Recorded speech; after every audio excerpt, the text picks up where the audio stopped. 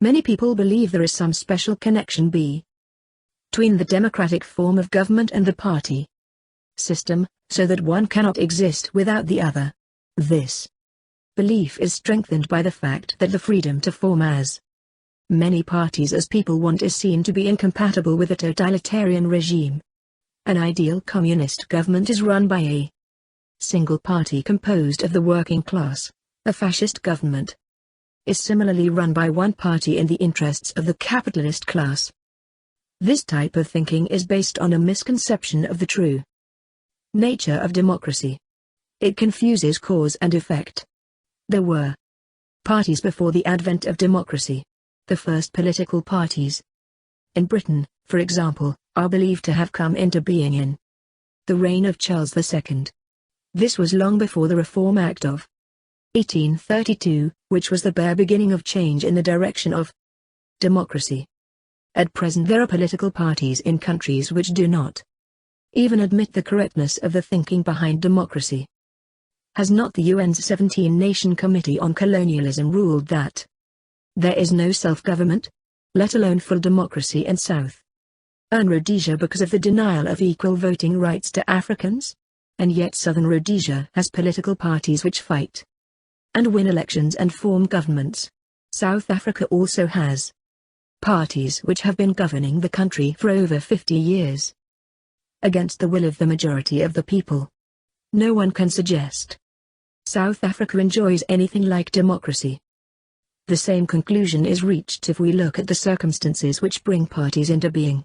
In Britain there was an attempt to exclude James, Duke of York, from the succession to the throne. Because he was a Roman Catholic, some people sympathized with him and started agitating in his favor.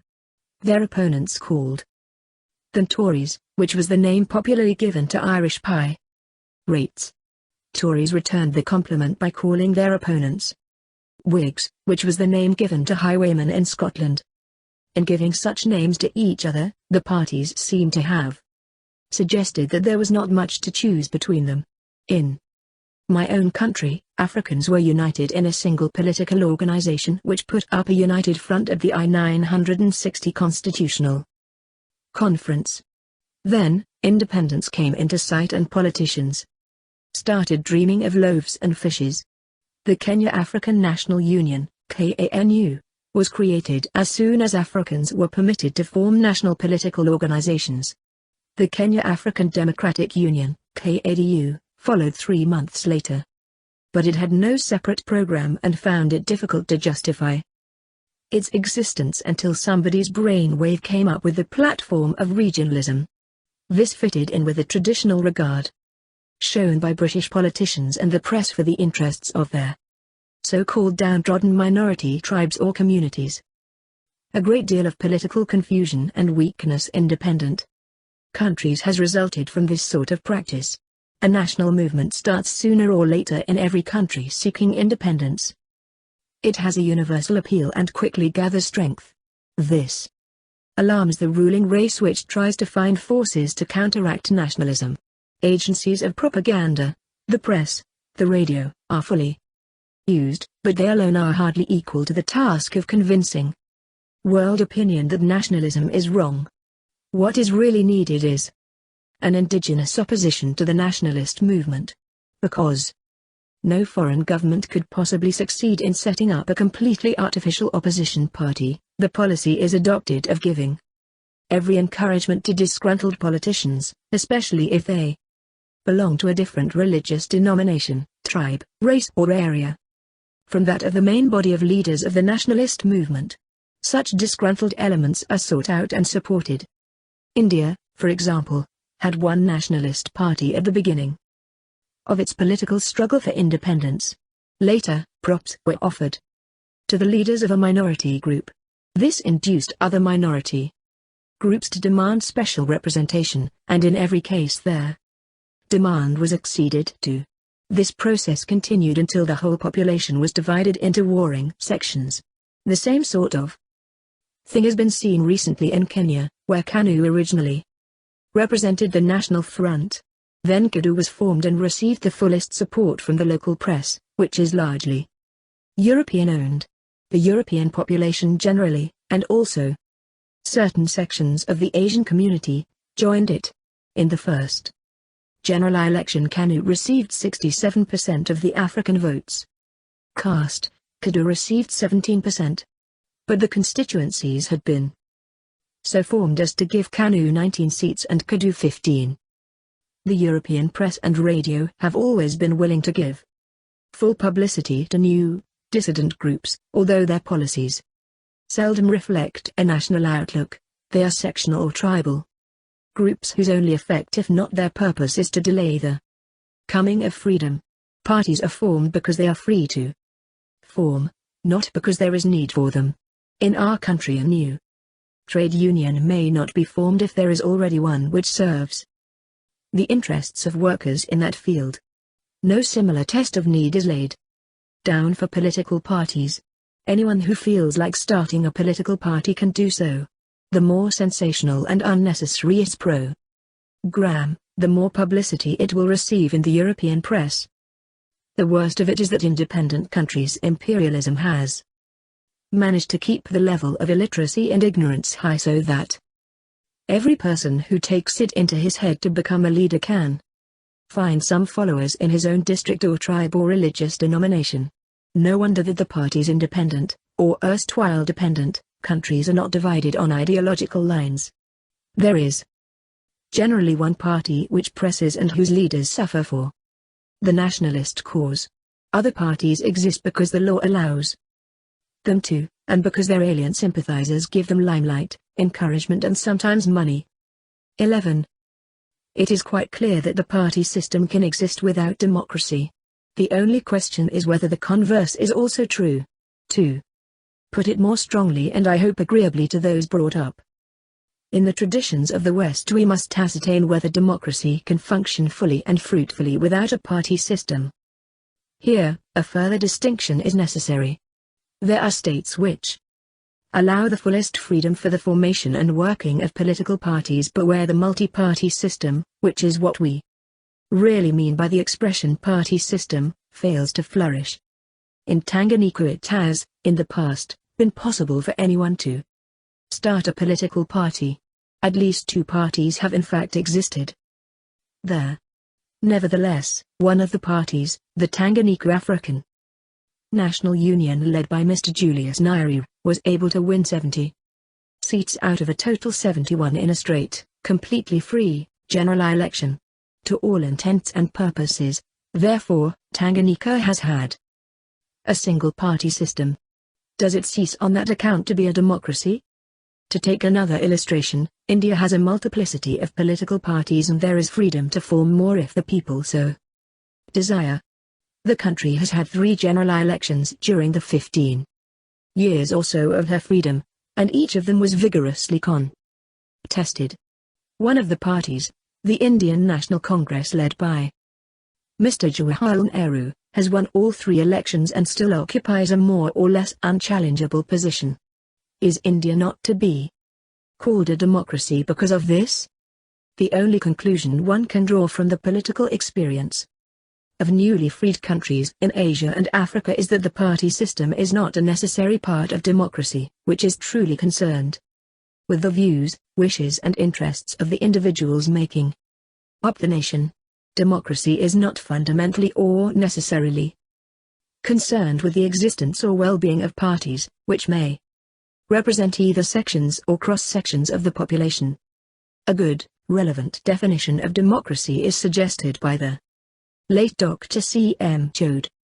If we define democracy as a method of government under which every citizen has an opportunity of participating, through discussion, in an attempt to reach voluntary agreement as to what shall be done for the good of their whole, we shall conclude that in offering to its members opportunities to shape its policy and to realize in action the policy they have shaped, it offers them also opportunities for the development of their nature. It enables the individual to realize himself in service to the state, while not forgetting that the true end of the state must be sought by the lives of the individuals. Even those who believe that there is a connection between democracy and the party system must therefore agree that what is necessary is the freedom to form parties. it is not necessary that more than one should in fact exist and function effectively. Let us take the argument one step further. The chief theoretical justification for the party system is that it increases the force and effectiveness of the people's views. It is an instrument, a means to an end, not the end itself. If the end can be achieved by an alternative means, there is no reason why that alternative should not be adopted. And as in democratic theory the people are sovereign, they can, of course, decide to achieve their ends by another means. A sovereign legislature parts with its sovereignty to the parliament of a new state, say in Africa, which was hitherto a dependency. In the same way, the sovereign people may decide to forego their right to form parties and decree that there shall in future be only one party in the country. Now, it can be argued that no people will ever do that, but their theoretical possibility is there.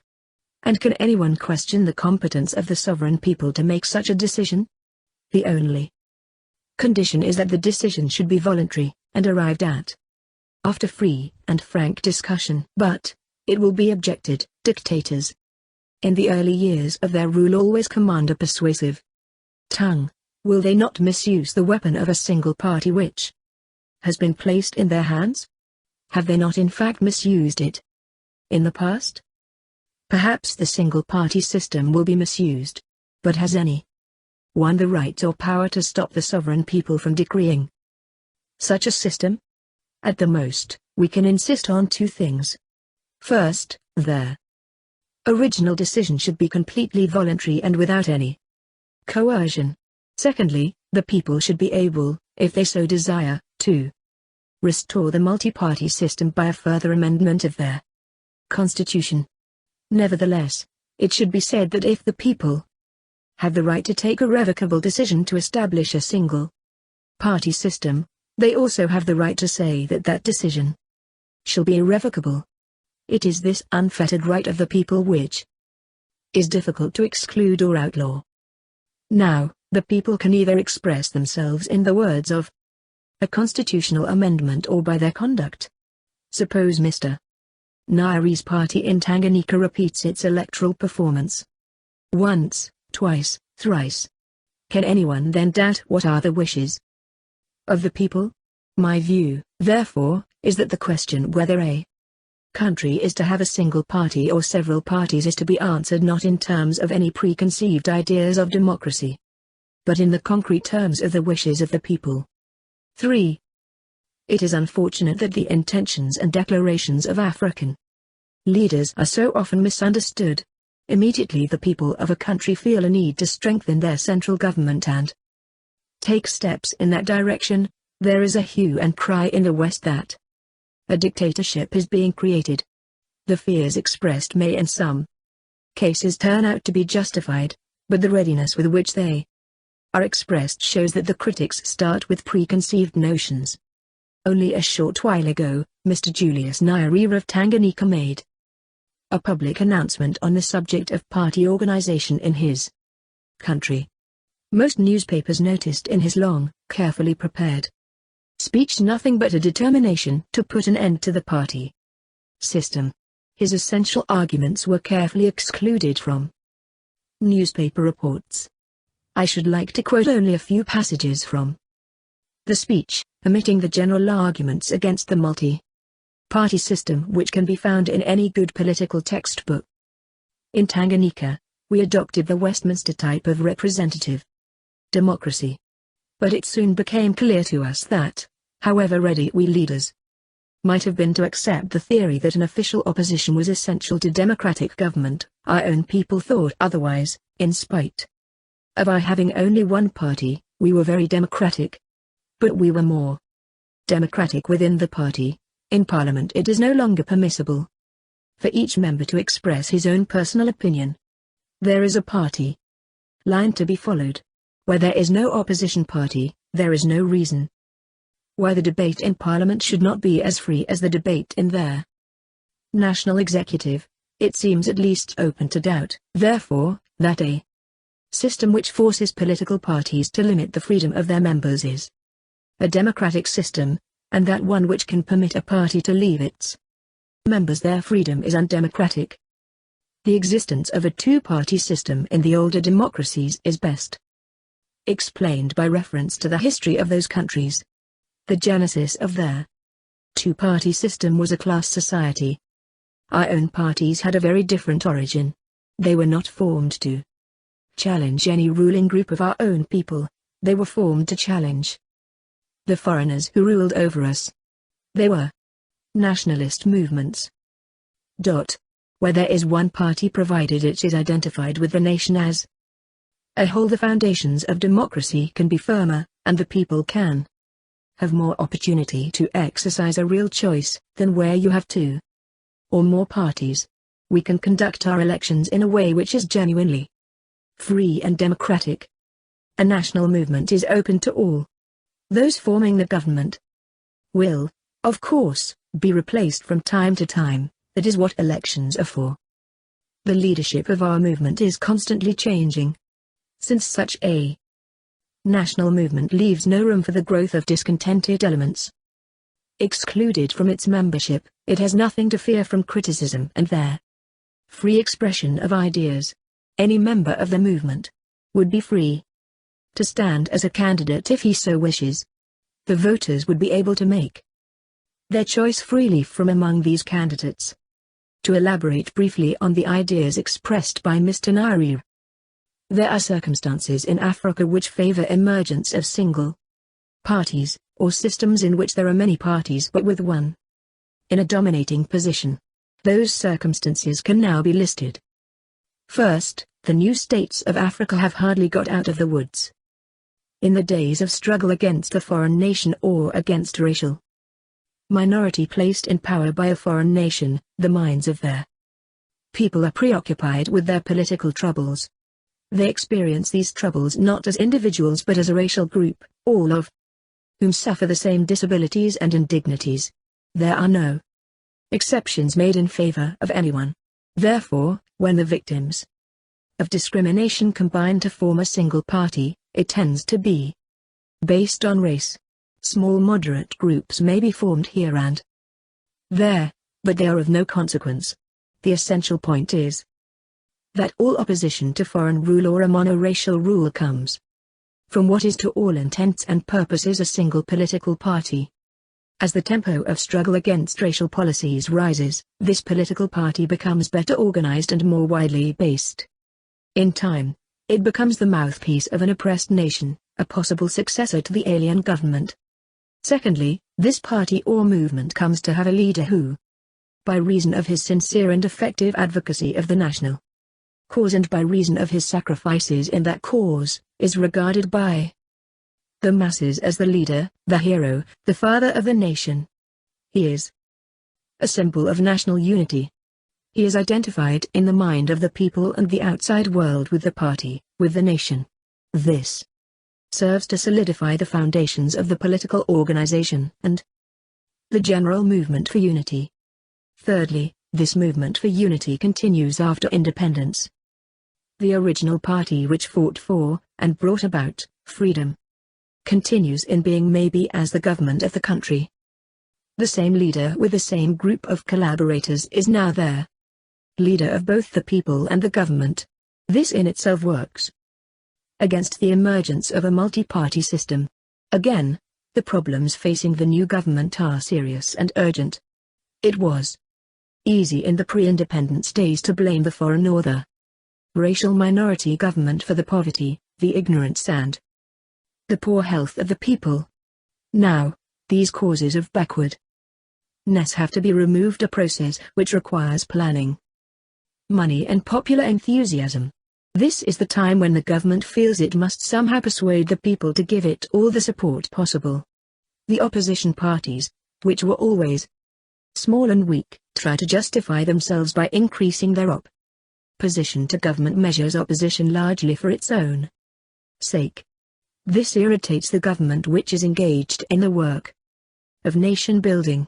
At this stage, two courses are possible: either the government acts as a steamroller, ignoring the existence of the opposition, or it takes steps to put an end to opposition for its own sake completely and permanently.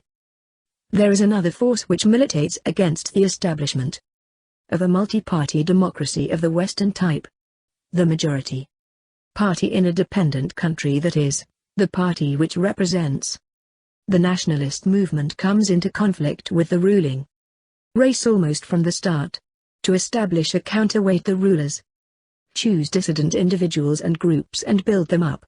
When the nationalist majority, naturally, demands a one-man one-vote democracy on the Westminster model, the favorite minorities oppose it and ask for safeguards against majority rule.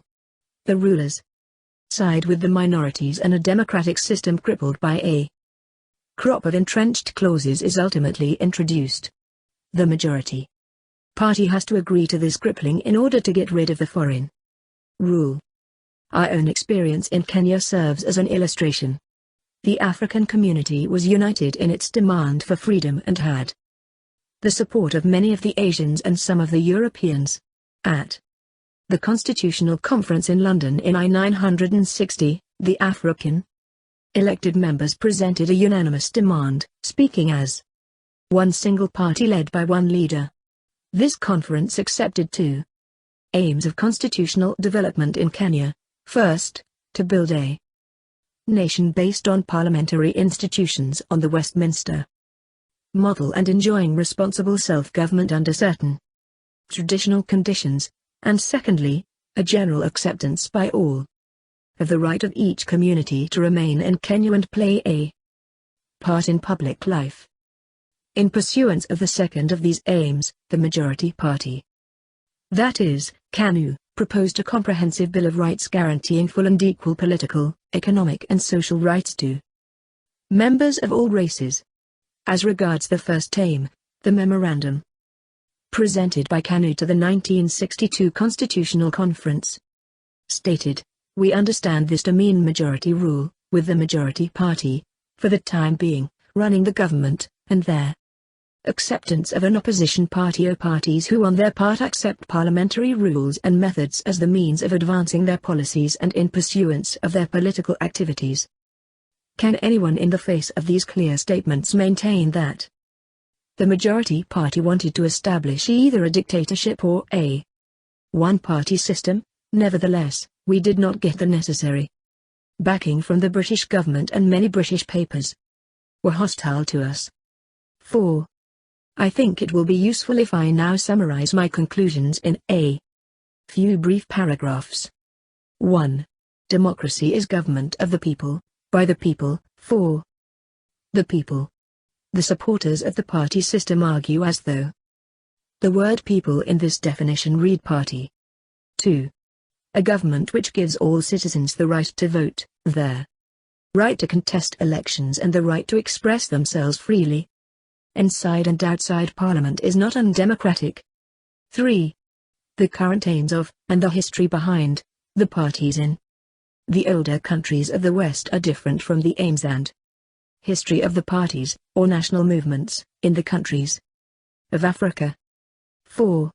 The responsibility for the emergence in African countries of a single political party or of one strong and several weak parties must be laid at the door of imperialist nations which created their conditions militating against the establishment of democracy based on two or more political parties. 5. The imperialist nations of the West and the Western press continue their traditional attitude of encouraging and actively instigating disgruntled, dissident elements which oppose the establishment of a parliamentary system of government, implying one man one vote and majority rule. The Western statesmen and their representatives in Africa never tire of asserting that majority rule suits the countries of the West, but that in Africa their minority tribes and races stand in need of special protection against majorities. 6. The countries of Africa emerging from political subjection are entitled to modify, to suit their own needs, the institutions of democracy as developed in the West. No one has the right to cavil at this so long as all citizens, irrespective of their racial, tribal, or religious affiliations, are treated alike.